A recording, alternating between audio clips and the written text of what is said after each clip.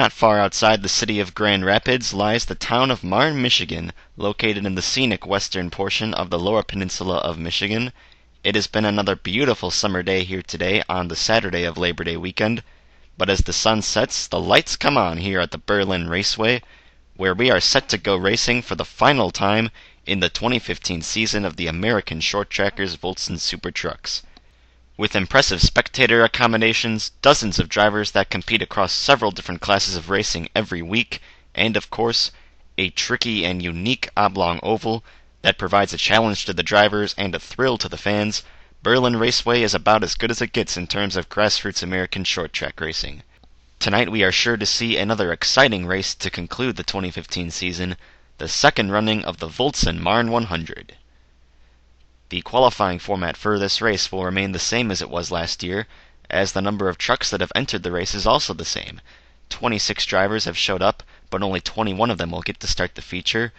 The top two qualifiers lock themselves onto the front row, and the rest of the drivers have to start one of the two heats.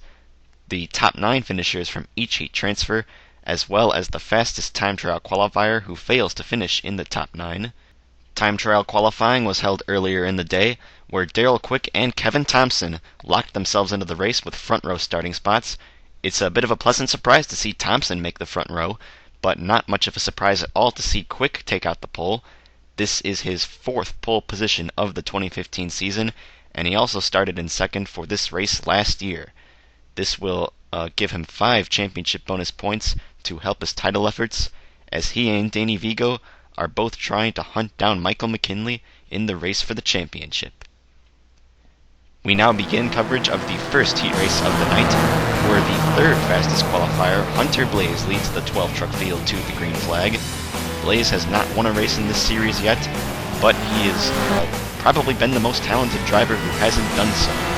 The 2013 Ohio Valley Late Model Series champion is under attack from Jenny Jackson at the start, as Alex Martinez is pulling ahead on the outside but can't clear him yet, and Jackson, the Indiana native, trying to make her 4th start here tonight. They are still 3 wide on lap number 2, as Jackson fades back a little bit on the inside line. Blaze and Martinez continue to battle for the lead. Terry Ruiz Jr. is trying to move into 3rd now, as there was one truck kicking up dust further towards the back. That's the pink 57 of Daniela Jacobson. She gets a bump from Brianna Prinzhorn and gets turned down to the inside. She does a fantastic job of keeping her composure and getting the car slowed down into turn 1 on the apron, but unfortunately that's going to cost her a lot of time, and she falls into last place. Back at the front, you wouldn't expect drivers to be racing quite this hard in the heat races, but Blaze and Martinez are putting on a great show for the fans. The 71 truck takes the lead, as Robbie Ruiz moves into 3rd. Mike Ramos runs right behind him in 4th, and there's 3 wide for 5th place between Mary Brousseau, Nancy Keith, and Jenny Jackson. Jackson's stuck on the outside lane and dropping through the field. Here is your points leader, Michael McKinley in the 99M, who is also the most recent race winner in the series, coming off of another victory at Terre Haute. He didn't qualify so well in time trials and is only running in the 8th spot, or battling for it with Jenny Jackson. But this is of course only the heat race. Jackson, after trying to take the lead at the start, is now battling for the 2nd to last position with Daniela Jacobson. Running just ahead of them is the number 1 truck of door-to-door salesman Ainsley Rourke. The 34-year-old is a local driver from here at the Berlin Raceway, one of the 2 in tonight's race that the hometown crowd has to root for. Rourke was intending on entering this race last year, but in a rather bizarre incident, his garage and the trucks within it burned down, and he was unable to show up for the race. Here tonight, he is unfortunately not running as well as the fans perhaps would hope for, running in the 10th and 1st position outside of the transfer zone, but here he comes to the inside of Ronald Way into turn number 3, trying to move his way into the show. The number 1 truck trying to take full advantage of Way's mistake as he entered turn 3 wide, but Way is holding him off for now. The 2 continue to battle hard for the position, and Michael McKinley only runs right in front of them, but by virtue of being a title contender, McKinley is locked into the race. But back at the other end of the field, Hunter Blaze is going to lead the field from flag to flag as he wins the first heat race of the night here at Berlin. And back to the battle for the final transfer position. Coming to the final corner, Rourke is not close enough to Way to make any serious attempts to get around him, and the 69 truck is going to take the final transfer spot. Rourke is not going to make the race in front of his home crowd. A big disappointment for the Rourke Automotive team, but he did make a valiant effort to make the show. Alex Martinez finishes in second, with Robbie Ruiz having another impressive run in third. Nancy Keith finishes in fourth, Brianna Prinzhorn in fifth, Mike Ramos sixth, Mary Brissot seventh, Michael McKinley eighth, and Ronald Way is the last truck to transfer by finishing position. Rourke, Jacobson, and Jackson are all going to fail to qualify. A big disappointment for all three of them. Jacobson got turned to the inside by Brianna Prinzhorn early, and Jackson challenged for the lead at the start but fell all the way back to last. Leading the field to the start of the second heat race of the night is Brian Kelly in the number 6 Binford truck. Kelly was another surprise from time trial qualifying. He ranked 4th overall, and therefore gets the pole for this heat. Chase Eberhardt starts on his outside of the number 91 truck. Kelly had a very impressive debut the last time this year was usually at the Terre Haute Action Track, where he finished in 11th after running in the top 5 for much of that race. Zach Churchill moves past Eberhardt into the second position after the start, and Eberhardt continues to lose spots as Allison Ashburn and Wilson Timothy get by at the same time in a 3-wide situation. Ashburn did not start in the top half of the field for this race, but already finds herself fighting for third with Wilson Timothy, the teammate to Brian Kelly, who has had several good runs this year of his own, but has not been able to score the victory. Timothy trying to hold off the Ford truck on the outside lane. He eventually succeeds in doing so, and now goes after Churchill for the second position. The 61 truck clears the 84 rather easily, and now Binford Racing Team has a 1-2 running order at the front as Timothy slides wide through turn 4 and nearly hits the wall. Fortunately, he stays off of it and keeps going. Ashburn still running in 4th right behind Churchill, and she moves to the inside of him off of the corner in turn 2. We have not seen many drivers make a move off of the turn there, and trying to take the 3rd spot. She has had several fast trucks in the latter half of the season, but has not had the luck to bring home any good finishes, or not many at least. As we look at Chase Eberhardt, who started on the front row but has now fallen all the way back to the 9th position, he is in danger of falling outside the transfer zone after a fantastic qualifying run. We have seen this from Eberhardt before. Last year's Kalamazoo winner has always been very good at qualifying, but it seems that half the time he starts in the front row, he ends up losing positions to half the drivers in the field. Jeffrey Jackson is pressuring him at the moment, trying to get by, but can't get around the 91. Running right behind Jackson and also outside the transfer zone is the 75 of Amberly Weiss and the 8 of Terry Ruiz Jr. Both of them are very dependable drivers in this series, but are having poor showings here tonight, and it is crucial that they pick up the pace or they are going to miss the show. Back at the front, we now have a fight for the lead between the Binford trucks, as Wilson Timothy has closed in on the back of his teammate Brian Kelly and is trying to find a way around him, but coming to the white flag, he only has one more lap to do so. Kelly has been very impressive since he debuted last week at Terre Haute, and Timothy's been impressive all season as well. He has a couple of top 3 finishes, but has not been able to win a race, and he closes all the way up to the bumper of the 6, and there might have been a bit of contact in turn 3, but Kelly is going to hold on strong and lead every lap to win the second heat race of the night. Binford Racing Team must be very excited for the feature with a 1-2 in the heats. Danny Vigo, the points contender, finishes in 3rd and assures himself a 8th place starting position in the race. Allison Ashburn is in 4th, Zach Churchill 5th, Jack Clark in 6th, Ryan Anderson makes the show for the home crowd in 7th, John White 8th, and Chase Eberhardt is the final truck to transfer. Jeffrey Jackson, Amberly Weiss, and Terry Ruiz Jr. are all going to go home early. All 3 of these drivers have proven their talents in the past, but were simply outpaced by the rest of the field in their heat. And none of them had a faster time trial qualifying time than the 501 truck of Jenny Jackson. After finishing in last place in Heat 1, Jackson will round out the 21 truck field for the feature race. For those who are in need of one last reminder of the championship scenario, Michael McKinley enters tonight's race with a substantial 44-point lead over Darrell Quick and a 63-point lead over Danny Vigo. These are the only 3 drivers in contention for the title, as the maximum number of points that one driver can gain on another is 68 for tonight's race. Quick and Vigo are both going to have to run very well tonight and also rely on a poor finish from McKinley, and Vigo in particular must win the race Otherwise, he can finish no better than second in the standings. With the heat races completed and the starting lineup determined, we are now ready for the grand finale. After 9 exciting races at 9 different venues across 4 different states, it all comes down to this: 100 laps to cap off the season at the Berlin Raceway. We are ready to go racing and to crown a champion. The green flag flies on the Voltson Marne 100, and we are underway. Daryl Quick gets a good start over Kevin Thompson and takes the lead of the race in the first corner, and Hunter Blaze, after winning the first heat race, is trying to follow him through into second. Thompson, after a very pleasant surprise with his front row qualifying effort, not off to the best of starts. Alex Martinez is now trying to move through into third, as he was the third car to start on the inside line, and there's trouble behind them. One car spinning up the track in turn number 1. That was the 61 of Wilson Timothy. After a very good showing in his heat race, he's going to get hooked by Danny Vigo off of turn 4, turned down into Robbie Ruiz in the 28, and spins back up the track in turn 1, fortunately collecting no other cars. Timothy is going to be able to continue on, but not a very good start to the race, and through no fault of his own, Robbie Ruiz does a great job of keeping the car under control as he's turned into the pits, and fortunately for Danny Vigo, his truck receives minimal damage. Michael McKinley, his points rival, moved up 2 positions on the start, and there's smoke coming out the back of the 99M! Michael McKinley is in big trouble. Smoke billowing out of his Lycoya. It looks like he is done for the day as the field paces under caution on lap number 3. McKinley's going to pull into pit road, and indeed will not return to the racetrack. The 99M is going to be scored in the 21st and final position, but his title hopes are not over yet.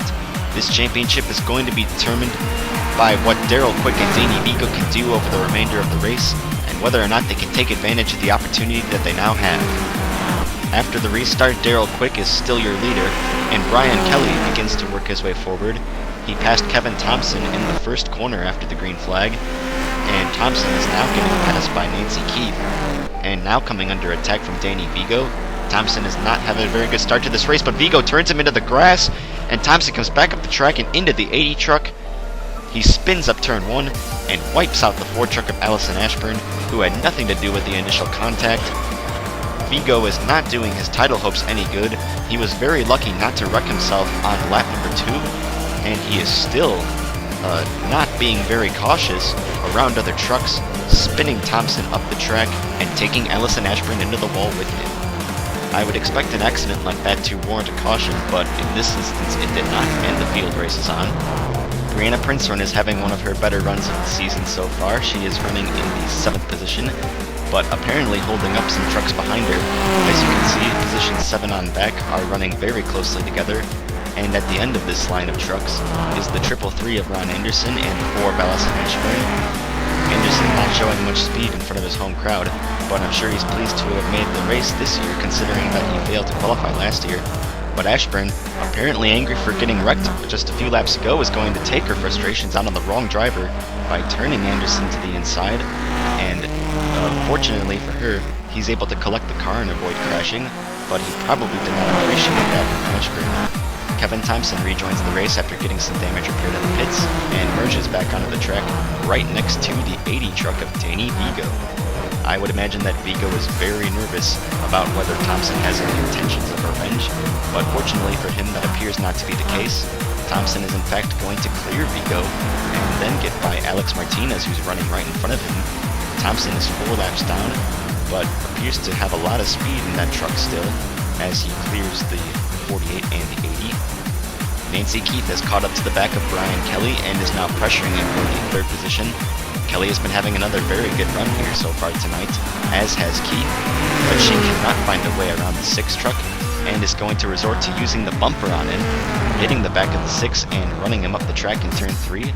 But Kelly's actually going to hold on to the position, coming back down in line and staying ahead of the 18 truck, and Keith, really getting impatient with him, pushes him all the way into the turn again, getting a little reckless at this point. Kelly still manages to hold on to the 3rd position and is not cracking under pressure at all. Keith now moves to the inside cleanly on the front straightaway, but using the momentum in the high lane, Kelly retains the spot yet again. These two putting on a very exciting race for 3rd, and Kelly doing a great job at playing defense. As the battle for third place continues, Wilson Timothy, Kelly's teammate, is running in the 11th position. He, of course, was wrecked to bring out the first caution, but the damage inflicted upon his truck doesn't appear to be slowing him up much.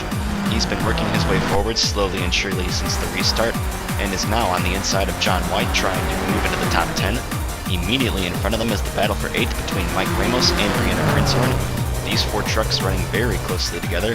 Timothy clears White for the position, but it all goes horribly wrong into turn 1 as Ramos climbs the fence, and Timothy and Prinzhorn are in the wall as well. A very scary accident, and that probably gave the fans in turn 1 quite a fright. Fortunately, nobody is hurt, neither the drivers nor the fans, and Ramos really shoots up the fence after getting squeezed into the wall by the 61, and Prinzhorn rolls the truck over as well. That looked like more of a racing incident than anything. I think Timothy misjudged where the 23 was going to brake and got into the back of him. But it's a very big shame for Timothy, Ramos, and Prinzhorn, who are all having top 10 runs and are now going to go out of the race. Prinzhorn again rolled the truck onto its roof, and she's actually going to drive it away once it gets back on its wheels. But she pulls down the track, and right in front of Hunter Blaze, the second place runner smashes into Prinzhorn, and that is a lot of damage to the front of the 71 truck. He just took the caution, and I'm sure his spotter informed him of the wreck, but he probably was not expecting Prinzhorn to come down the track, and in getting damage repaired, he's going to fall off the lead lap. A huge disappointment for Blaze, but at least he's still in the race. Daryl Quick is leading on the restart once again, and is trying to stay ahead of Brian Kelly, but towards the back, Chase Everhart's going to make contact with Jack Clark and gets spun off of the backstretch and into the grass. Fortunately for him, no damage is inflicted, no heavy damage at least. Clark had booked the back of Zach Churchill, who nearly spins off the track with Everhart, but makes a fantastic save and stays ahead of the 789. Back at the front, Nancy Keith has made a move to the inside of Brian Kelly, and it looks like she's finally going to clear the 6th truck and take the position from him. She now has the buffer of Kevin Thompson between her and the leader Daryl Quick. And the damage on the front of the 71 truck has really slowed him up, unfortunately for Blaze. He had one of the best trucks in the field, but it is now coming under attack from several other undamaged and lead lap trucks. As they take the caution flag, there's debris on the track from one of the damaged trucks. We're not quite sure who, and Kevin Thompson's going to beat Daryl Quick back to the line, getting back one of his laps. We still have over half the race to go at this point, and perhaps Thompson can eventually work his way back onto the lead lap as you see a few trucks flying off the track in turn 1 only moments after the restart. Brianna Prinzhorn gets bumped by Thompson and forced up into Alex Martinez. They both go flying off into the grass off of turn number 2, and Danny V goes off with them. The 80 truck is in trouble yet again. This time he's actually spun around instead of being the one who causes a spin. John White gets into the back of him in the stack-up resulting from the contact ahead, but luckily for Vigo, it doesn't look like he's going to receive any major damage. Thompson probably could have avoided that accident very easily, but he is still roughing up other trucks, now running all over the back of the damaged and lap truck of Hunter Blaze, and he's going to turn him up the wall in turn number 3. Blaze climbs the fence and rolls back onto his roof, and John White smashes into Thompson's truck. Another frightening accident brings out the 4th caution of the race, as Thompson, running all over Blaze's bumper, doesn't slow down for the corner and turns him straight up the wall. And similarly to Mike Ramos, the 71 climbs the fence, and Thompson's good friend John White smashes into the 90 truck, having nowhere to go and not enough time to react. One more look from the aerial camera showing Blaze snagging the fence and landing back on his roof. The damage done to the fence is going to necessitate a short red flag period, and interestingly enough, the red flag was brought on in this race last year as well by an accident involving the same 3 drivers. On the restart, Brian Kelly resumes the battle between himself and Nancy Keith, moving to her inside and trying to take away the 2nd position from her. Whoa, he slides up the track in turn 2, but keeps off of her door and eventually clears her for the 2nd position. Kelly now has the 80 truck between him and Daryl Quick, who is still your leader, and right behind Keith is the 789 of Jack Clark. Clark qualified on the pole for this race last year, and now moves to the inside of Keith with a bit of a late move into turn 3, but a clean one as well. Clark takes over the 3rd position now. He qualified on the pole position for this race last year, but has not shown a lot of speed this weekend until now. Running right behind them, rounding out the top 5, is Jenny Jackson in the 501, who is having a very good race after starting in dead last. And Daryl Quick is still the one at the point, leading them all. We are now past the halfway point, so he has locked up bonus points for the most laps led, but he's still going to have to finish very well in order to beat McKinley, who of course is in the garage and out of the race. Nancy Keith hits the back of Jack Clark and is going to spin him in turn 4.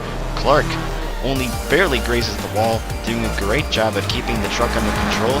Once again, Keith is displaying a great lack of patience, running over Clark's truck before she really tries to pass him cleanly.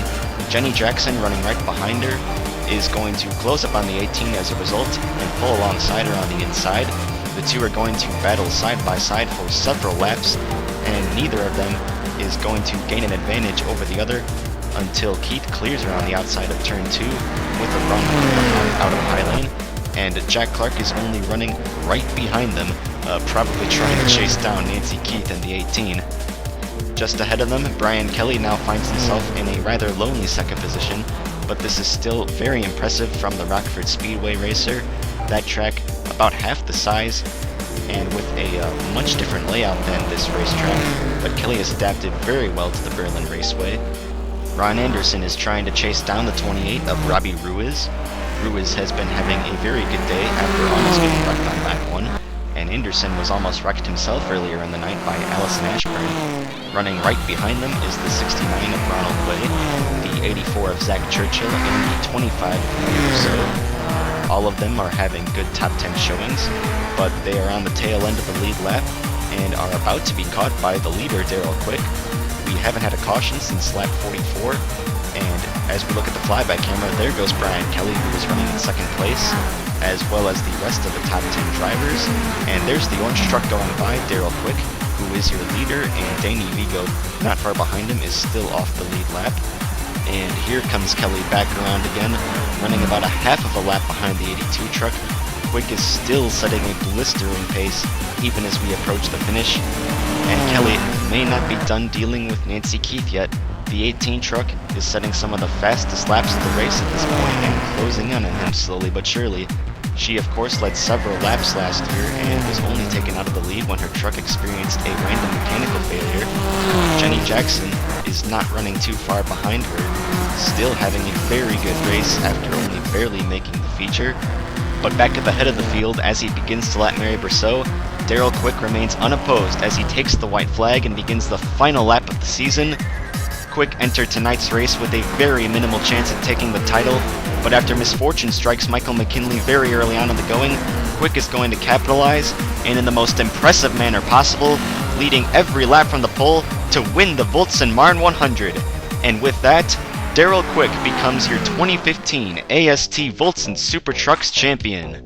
Congratulations to 2 Quick Motorsports for winning the championship for the second year in a row, and in only the second year of the series. Quick and everyone on the 82 team must be elated. Not to be overshadowed is Brian Kelly with a very impressive second place run, and Nancy Keith with a podium finish herself. Jenny Jackson starts last and moves all the way up into 4th, and Jack Clark scores another top 5. He finished in 4th in this race last year. Robbie Ruiz nearly matches his 5th place finish from Dells Raceway Park, coming home in 6th. Ron Anderson in front of the hometown crowd gets a 7th place result. Ronald Way finishes in 8th with a solid run of his own. Zach Churchill finishes in 9th, scoring another top 10. And just after being put a lap down by Daryl Quick, Mary Brousseau gets one last top 10 to close out her season.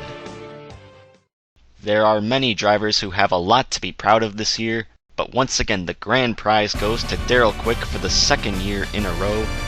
Quick absolutely deserved this championship, even though Michael McKinley never got a chance to put up a fight with his piston failing on lap number 3. Quick took advantage of the opportunity that he was given by leading every lap from the pole position to score the 3rd victory of his career. This was his 2nd win of the season. He also scored 3 pole positions and obtained an average finish of 6.4. That is over 1 full spot better than last year. Michael McKinley is still going to be ranked 2nd in the final standings, but I would imagine that that's going to be a very hard result to accept. McKinley was pretty much robbed of a rightful chance to fight for the title himself when his engine went sour on lap number 3, and with a 24-point deficit, he had no choice but to sit in the pits for the rest of the race and watch Quick steal the championship. McKinley, however, still had a very fantastic season, just as we expected before the year began, winning 2 more races and scoring 4 pole positions. He will continue to hold the distinction of having the most race victories of any driver in the series. Danny Vigo ends the year 3rd in the championship. A big surprise, or what would have been a big surprise before the beginning of the year, Operation JM had an absolutely fantastic season, winning half the races even though Vigo was their only full-time driver. He won at Toledo, Nelson Ledges, and at Galesburg, and was still in championship contention before the night began, so it was a very successful season for Danny Vigo, who is the highest finishing rookie by far of anyone in the standings. Alex Martinez finishes in 4th after scoring his first career victory in front of the home crowd at Kalamazoo. I'm sure this was a very special season for Martinez, if anything for that moment. Hunter Blaze rounds out the top 5 in the standings. He was still not able to find the first victory of his career this season, but the 2013 Ohio Valley Late Model Series champion still had a very impressive season. John White proves yet again that he is one of the series' most consistent drivers, coming home 6th in the standings, but he has the 3rd most top 10s of any driver. Actually, he's tied for 2nd to most with Michael McKinley. Each of them had 7 top 10 finishes, and the only driver with more is Darrell Quick, who had 8. Mary Brousseau ends the year 7th in the standings.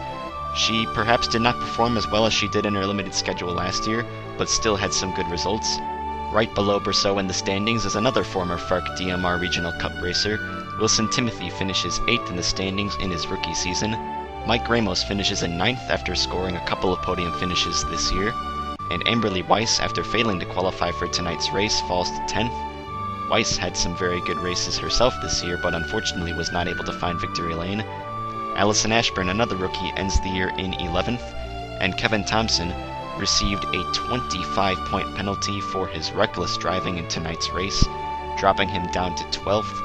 Unfortunately for Thompson, he's not going to end the year on a very good note. Brianna Prinzhorn and Zach Churchill, the 2 Lake Erie Motorsports teammates, finished 13th and 14th. Churchill failed to qualify for the race at Dells, but was able to score a 2nd place finish at Kalamazoo, and Prinzhorn, to be honest, had a bit of a lackluster season all throughout the year. Hopefully those 2 will be able to return to form next season. And Danila Jacobson rounds out the top 15 in the standings after very much struggling in her rookie season, failing to qualify for 2 races, but she did score a 6th place finish at Toledo. These 15 drivers consist of everyone who attempted to qualify for all of the races this year. And that brings to a close our coverage of the 2015 edition of the American Short Trackers Voltson Super Trucks. It's been a lot of fun bringing you all of the action all throughout the year, and from everyone here at Enrichment TV2, we'd like to thank you for joining us. We hope to see you again next year on Memorial Day weekend when we start the new season all over again. So long, everyone.